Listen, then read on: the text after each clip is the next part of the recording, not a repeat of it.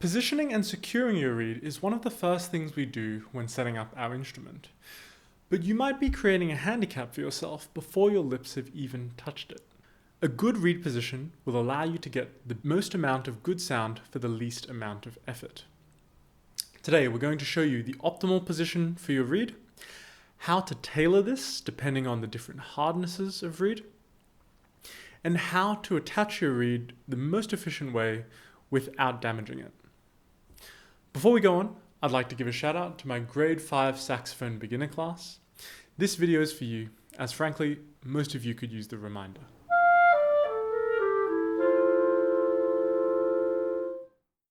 The method we're going to show you today works on any single reed instrument. So this is the way you do it for clarinets, bass clarinet, and any of your saxophones. Today I'm going to demonstrate as a right-hander on my clarinet first, and then I'll recap the method as a left-hander on my saxophone. So the first thing you want to do is notice what kind of ligature you have. Ligatures are not a perfect circle. There will be a space in the ligature to accommodate the reed. On most student model ligatures, this is on the same side as the screws. I have my professional model clarinet ligature here, and you'll notice that the space accommodating the reed is on the opposite side of the screws. Whichever side that is, you want it facing you. So sit it on your instrument, on your mouthpiece. If it's not fitting snug, it's upside down. The reason why we put the ligature on first before putting the reed on is, if we put the reed on and then slide the ligature down, it's all too easy to break the tip of the reed with the metal of the ligature. You want to be really careful when you're handling your reeds, because you can see right at the tip it's very, very thin and very delicate. So you always want to be handling it by the sides or this thicker bottom half of the reed. Reeds vibrate in the most stable and uniform way when they have some moisture in them. So what we're going to do is we're going to pop the top half of the reed flat side down onto our tongue, and we're going to suck on it for a few seconds. Remember, we are not doing this for the taste.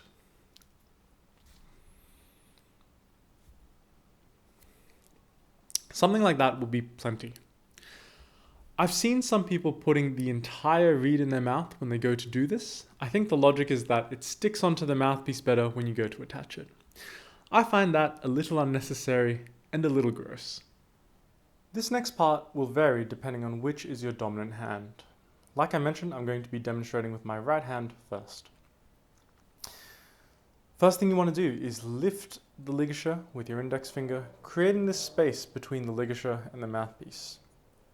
Now, with the flat side of the reed facing the flat side of the mouthpiece, we're going to slide it in and down until the tip of the reed is lower than the tip of the mouthpiece. At this point, you can let go, and the ligature will hold on to the reed through a magic that some know as friction. We're going to be using our thumb to make sure that the bottom of the reed is right in the middle. You want it to be centered. You can compare it to the edges of the flat side of the mouthpiece.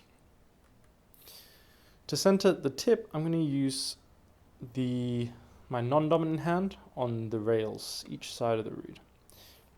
Now we're going to use our thumb to push the reed up until the tip is the same height as the tip of the mouthpiece.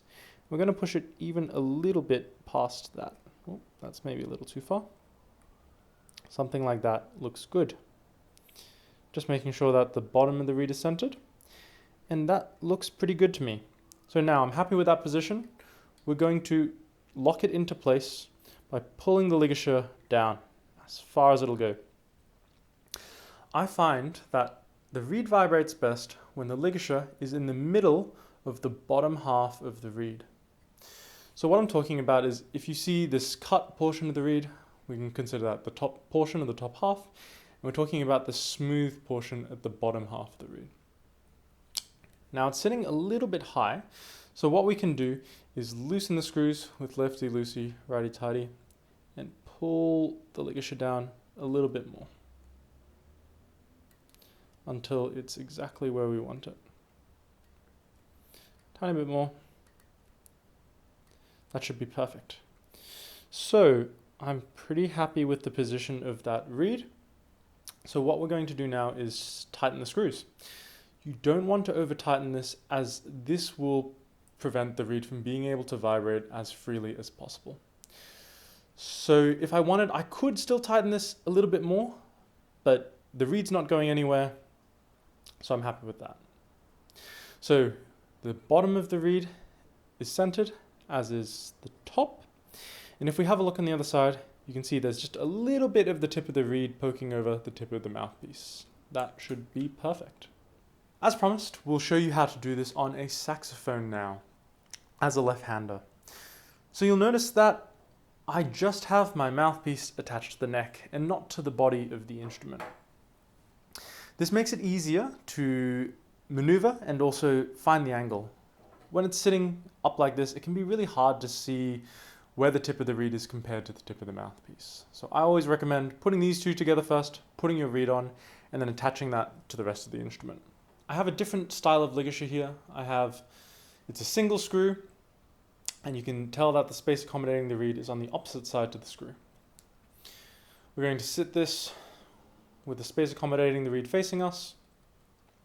We've got our reed, and I'm going to lift up the ligature with what is my dominant hand now as a left-hander, creating that space, sliding the reed down, flat side of the reed facing the flat side of the mouthpiece, and I'm going to catch the bottom of the reed with my left hand. Now, making sure that the top half of the reed is in the middle, using my non-dominant hand. At this stage, you don't really have to worry about if the bottom of the reed is perfectly in the middle. This is something you can worry about at the end. So I'm just going to push the reed up until the tip of the reed is at the same height as the mouthpiece, then a little bit further than that. Now the top of my reed's great. I'm just going to adjust the bottom to make sure that that's sitting where I want it to be. And now I'm pretty happy with that. At this stage, we're going to pull our ligature down until it's in the middle of the bottom half of the reed. And then just tightening the screw until it's nice and snug. Depending on your ligature, you might need to tighten it a little bit more, a little bit less, so your reed doesn't run around when you're trying to play. I find that these leather ligatures, the reed can be quite prone to skidding around as you're playing. So the bottom of the reed is in the middle. The tip of the reed is slightly higher than the tip of the mouthpiece. Our ligature is in the middle of the bottom half of the reed, and the screw is just snug. As most players know, in a box of 10 reeds, not all will be made equally. Some will be freakishly hard, some might be unplayably soft, and you'll have reeds anywhere in between. For reeds that are slightly too hard, we can adjust it so the tip of the reed is at the same height as the tip of the mouthpiece, or even slightly lower. I wouldn't go too much lower than this, as it'll just start to become inefficient and will even become harder to play. For reeds that are slightly too soft, where you want a bit more resistance out of them, so that would be about our regular position, with a little bit of the tip of the reed poking above the tip of the mouthpiece, and you could push it just a touch higher. I wouldn't go too much higher than something like that. So these are all just really minor adjustments, but it can really make a difference and help out when you've got not ideal reeds. For all of this information in a written form, plus tips on how to take care of and rotate your reeds, as well as reed recommendations for your stage of playing, you can check out my beginner's book, which you'll find the link for in the description. This book is a comprehensive clarinet method that teaches you everything you need to know from scratch.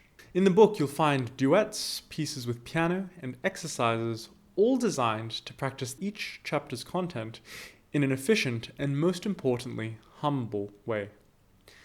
Leave any questions or requests for future videos down in the comments, and I'll see you in the next one. I've been Andrew from Clarinet Essential Technique. Happy practicing.